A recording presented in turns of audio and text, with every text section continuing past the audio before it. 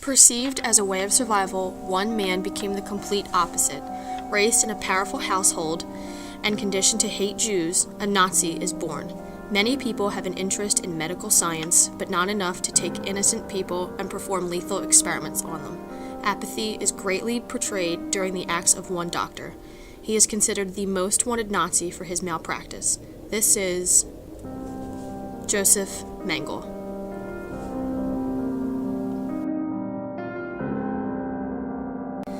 Joseph Mengele was born on March 16, 1911, in Günzburg, Bavaria, Germany. He was raised in a household where being in control was what he was meant to do.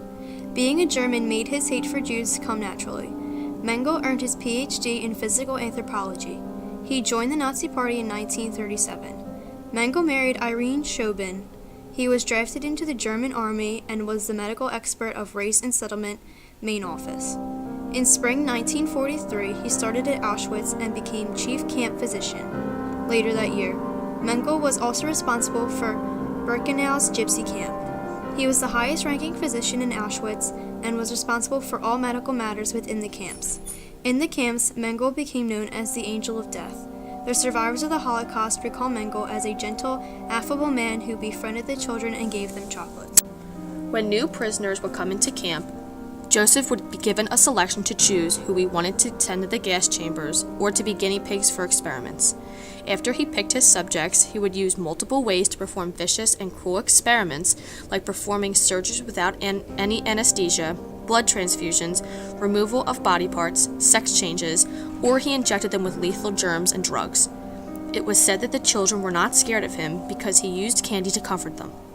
His main goal was to make everybody a master race, blue-eyed and blonde hair. To accomplish this, he would inject chemicals into children's eyes and dye their hair. Or he would take women and genetically modify them and impregnate them so they would have children of the master race. He would even go as far as collecting eyes of his murdered victims to test and change. Many innocent people died from the tests and experiments or were killed from testing drugs after death. He took fellow prisoners that were physicians and made them do gruesome tasks to help his cause. His ultimate goal was to use all the cruel and harsh research, tests, and experiments to make his second doctoral called habilitation.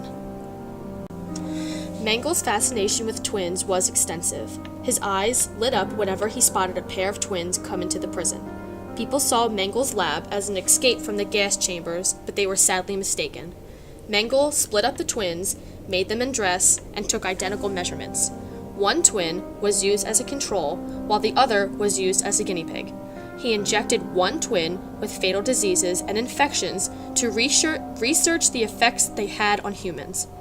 After he was finished with them, he injected chloroform into their hearts and put them in the same room for the first time since the experiment started.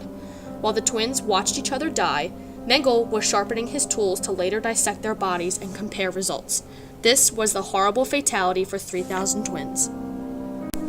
The family he worked for helped him escape to South America, where he settled in Argentina and disguised himself as an elderly man. After Hitler was captured, Mengele went to Paraguay, then Brazil, then Sao Paulo. While in Sao Paulo, he suffered a stroke and drowned on February 7, 1979, and was buried under a fake name. In 1985, German police exhumed his body and confirmed it was Joseph Mengele. He managed to escape his captors for 34 years. The more we do to you, the less you seem to believe we are doing it. Mengele's life was one that many people wanted to end. He drove many survivors to their breaking point. Knowing he was on the most wanted list, Mengele went into hiding and remained there for 34 years. When Mengele's dead body was identified, the damaged survivors felt a sense of closure. All of his research was destroyed, so the relevance and outcomes of his gruesome experiments still remain inconclusive.